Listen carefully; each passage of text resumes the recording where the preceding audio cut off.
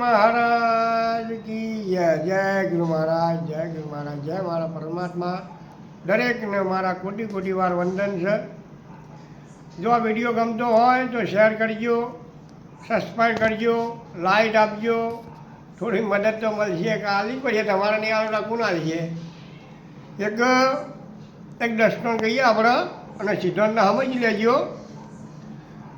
એક ડોશીમાં હતો, એવાનો દીકરો એક ના એક હતો અને અમદાવાદ મુંબઈ જવા નોકરી કરતો હતો કે અઠવાડિયું 10 દિવસ મહિના જેવું થઈ ગયું એક ગમે તે પણ કહેતા નહીં કે ભાઈ બાના દીકરો હોભળે કે ડોહા કે હોભળો છે કે હોવા કે આપણા છોકરા માટે એક બજારનું કોઈ નહીં મળે ચોખ્ખું ઘી એક આપણે ઘેર વલવાણાનું ઘી છે લઈને જો ને અને થોડો ગોળ લેતા દો છોકરા નાનો ખાય ત્યાં ડલાવો લઈ આવું પૂછતા છોકરા ના તો મુંબઈ પહોંચી ગયા પણ કે સમાચાર કીધેલા ક્યારથી કે સારી સસ્તી વસ્તુ લાવજો કે સારું લાવે.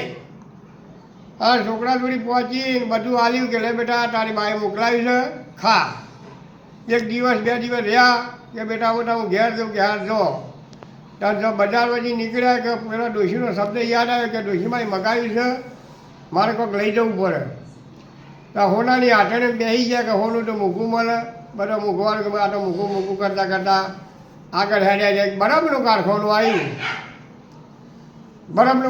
આવ્યું કે ભાઈ ઓનો ભાવ છે કે 5 રૂપિયાનું પાર્સલ. ડોહાએ વિચાર કર્યો કે સારું સસ્તું અને વજનવાળું સાર લઈ લેવાજો. પણ ક્યાંથી ડોશી કીધેલું કે મુંબઈના ગંઠિયા જબરા છો ડોહા ચલજો કે હાર પણ મને મોટી ચાહકાઈને બધું ખબર નાખ્યું ઘેર આવતા આ પાર્સલ ઓગળી ગયું. ઘેર આવી પસાડ્યો કોથરો કે ડોશી તું ક્યાંથી કેવું થયું કે મુંબઈના ગંઠિયા જબરા નહીં મોઢી કાપ્યું નહીં હેઠળથી કાપ્યું અને આપણે પાર્સલ લઈ ગયા.